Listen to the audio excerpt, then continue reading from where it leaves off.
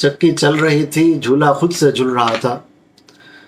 حضرت سیدہ ام ایمن رضی اللہ تعالی عنہ فرماتی ہیں کہ ایک مرتبہ میں حضرت سیدہ طیبہ طاہرہ مخدوم کائنات، سیدہ کائنات، پیارے آقا صلی اللہ علیہ وآلہ وسلم کے جگر کا ٹکڑا، جنتی عورتوں کی سردار حضرت سیدہ فاطمہ الزہرا رضی اللہ تعالی عنہا وارضاہا کے گھر کے پاس گزری۔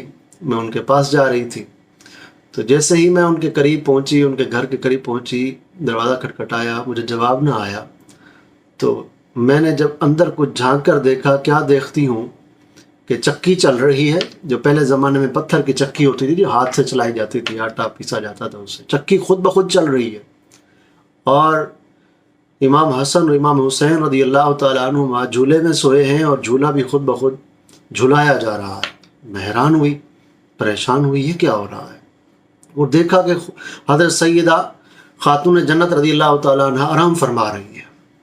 میں پیارے آقا صلی اللہ علیہ وسلم کی بارگاہ میں حاضر ہوئی اور سارا ماجرا عرض کیا، تو غیبوں سے پردہ ہٹایا۔ حضور علیہ السلام نے یوں ارشاد فرمایا کہ میری بیٹی کام کر کر کے تھک گئی تھی، ان کا روزہ تھا، رمضان ہے، اللہ کریم نے آسمان سے فرشتے اتارے جو کہ ایک چکی چلا رہا ہے، آٹا پیس رہا ہے، میری بیٹی کا کام کر رہا ہے، اور دوسرا امام حسن حسین رضی اللہ تعالیٰ عنہ کا جھولا جھلا رہا ہے۔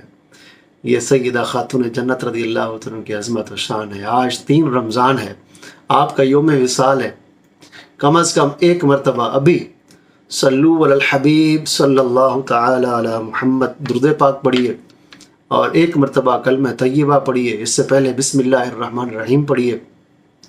کم سے کم اتنا احصال ثواب تو آپ کی بارگاہ میں نذرانہ عقیدت تحفہ پیش کیجئے، انشاءاللہ تعالی آپ کا فیضان آپ کو بھی حاصل ہوگا۔